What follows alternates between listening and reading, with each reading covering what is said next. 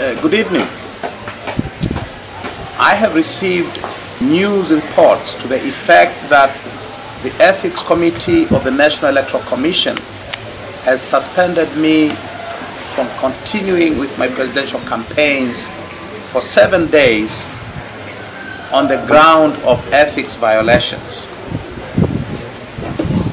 This suspension is a mockery of justice and proves the compromised nature of the National Electoral Commission and our electoral system generally. As I stand, no charges whatsoever have been served on me contrary to the ethics regulations.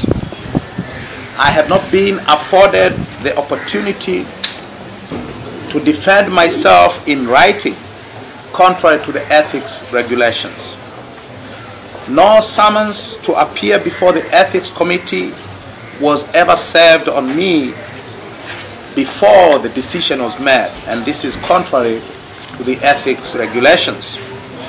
And finally, the decision to suspend me has not been served on me as required by the ethics regulations. Yet, it has already been made public through the media. By this decision, the Commission stands completely exposed and discredited on account of its double standards and preferential treatment of the CCM and its candidates. The reason for this is that in the past 10 days, my party, Chadema, has submitted 3 different complaints against the CCM presidential candidate, Dr. John Pombe Magufuli, and one of his ministers for ethics violations on grounds of corrupt practices.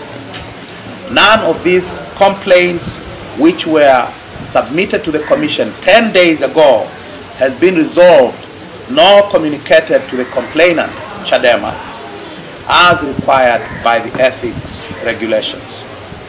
Similarly, the National Electoral Commission has not taken any action on its own on widespread violations of the ethics code by candidate Magufuli and other CCM leaders, in particular the Prime Minister, who has been traveling up and down the country campaigning for CCM candidates in his capacity as Prime Minister. NEC, the National Electoral Commission, through its Director of Elections, has issued public statements which show clearly that it is partial to CCM and it is oppressive of the opposition parties, Chadema in particular. Had the National Electoral Commission been truly impartial, candidate Magufuli would never have been a presidential candidate to begin with, because his nomination papers were completely and fatally flawed. Now, to return to the decision to suspend me, the decision is intended to give relief to the CCM candidate and to slow down my campaign, which has been rolling across the country like a steamroller. The decision is unfair, unlawful, and totally unacceptable. As a result, the Central Committee of my party will meet tomorrow in an emergency meeting to deliberate on this matter and decide on a future course of action. In the meantime, me and my campaign team